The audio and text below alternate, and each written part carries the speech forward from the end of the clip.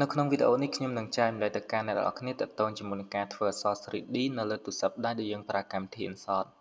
ចឹងកុំឲ្យខាតពេលយូរយើងចូលទៅកម្មវិធី InShot ទាំងអស់គ្នាជំហានបន្ទាប់អ្នកនរគ្នាយកពាក្យថា Photo ហើយយើងយកពាក្យថា New អ្នកនរគ្នាអាចរើសបច្ចេកអ្នកនរគ្នាដែលអ្នកនរគ្នាចង់ធ្វើអញ្ចឹងឥឡូវខ្ញុំសូមរើសបច្ចេករបស់ខ្ញុំមកចំណុចបន្ទាប់អ្នកនរគ្នាចុចទៅលើពាក្យថា Text ដើម្បីយើងសរសេរអក្សរចឹងខ្ញុំចុចទៅលើ Text ហើយអ្នកនរគ្នាចង់សរសេរអីក៏បានដែរប៉ុន្តែខ្ញុំសូមសរសេរជាចំណងជើងបទចម្រៀងចឹងខ្ញុំសូមដាក់ថាសុំក្បែរបានទេបន្ទាប់ពីបានហើយអ្នកនរគ្នាអាចចុចដាក់ទៅទីតាំងដែលអ្នកនរគ្នាចង់បានមកឥឡូវខ្ញុំរើសអក្សរប៉ុណ្ណឹងខ្ញុំព្រីកវាប៉ុណ្ណឹងអ្នកនរគ្នាចង់ធ្វើជា 3D អ្នកនរគ្នាចុចទៅលើពាក្យចុចទៅលើរូបខ្មៅដៃយើងយកពាក្យថា Edit អ្នកនរគ្នាទៅចូលទៅលើ color នេះអញ្ចឹង font ខ្ញុំអត់ដូរអីច្រើនទេអញ្ចឹងអ្នកនរគ្នាចង់ដូរ font យើងចុចទៅលើអក្សរ AA ហ្នឹងមកអ្នកនរគ្នាអាចទៅរើស font មួយណាដែលអ្នកនរគ្នាស្រឡាញ់អញ្ចឹងឥឡូវខ្ញុំសូមអត់ដូរខ្ញុំយក font ហ្នឹងហើយចំណុចបន្តអ្នកនរគ្នាចូលទៅកន្លែងនេះរូបមាន color ច្រើនហ្នឹងហើយអ្វីអ្នកនរគ្នាត្រូវធ្វើគឺយើងចុចទៅលើ border អញ្ចឹង border នេះគឺជាសុំពណ៌ជំវិញអក្សរអញ្ចឹងសុំពណ៌ជំវិញអក្សរអ្នកនរគ្នាចង់បានពណ៌អីអ្នកនរគ្នាដាក់ពណ៌ហ្នឹងមកអញ្ចឹងខ្ញុំសុំដាក់ពណ៌ខៀវខ្ញុំចង់បានពណ៌ខៀវហើយ line shadow នេះអ្នកនរគ្នាយកត្រូវតែយកពណ៌ដែរអញ្ចឹងខ្ញុំសុំយកពណ៌ខៀវដែរដើម្បីយើងធ្វើជា 3D ហើយ glow នេះយើងបិទវាចោលមកយើងយកណានមកអញ្ចឹងយើងវិលត្រឡប់ទៅ shadow វិញ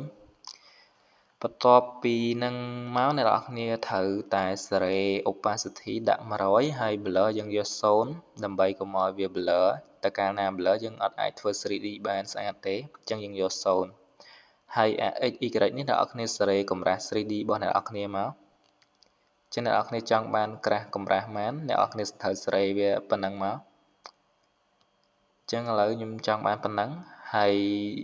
ជាទូទៅ3D ខាងក្រោយគឺយើងត្រូវតែកែពណ៌វាបន្តិចអញ្ចឹងបន្ទាប់ពីអ្នកនរគ្នាចាក់ shadow ពណ៌ខៀវហើយអ្នកនរគ្នាអូសវាមកខាងមុខនេះមកហើយអ្នកនរគ្នាយកកន្លែង color ច្រើននេះអញ្ចឹងយើងចុចទៅ color ច្រើនហ្នឹងហើយយើង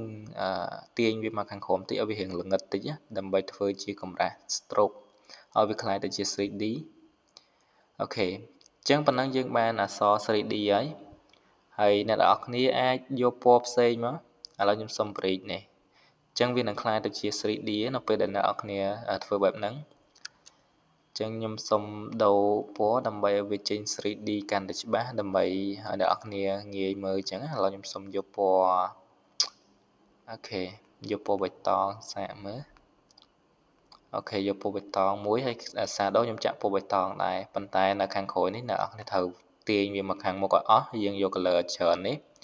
ហើយយើងទៅអូសវាឲ្យរៀងស្អាតតិចដើម្បីឲ្យវាចេញ 3D កាន់តែច្បាស់អញ្ចឹងអូខេប៉ិនកុំស្អាតខ្លាំងពេកមកល្មមបានហើយអញ្ចឹងប៉ុណ្ណឹងមកអ្នកនរគ្នានឹងបានអក្សរជាលក្ខណៈ 3D ហើយ 3D អ្នកនរគ្នាចង់បានកម្រាស់ប៉ុន្មានចង់បានទៅឆ្វេងទៅស្ដាំអីអ្នកនរគ្នារំកិលកន្លែង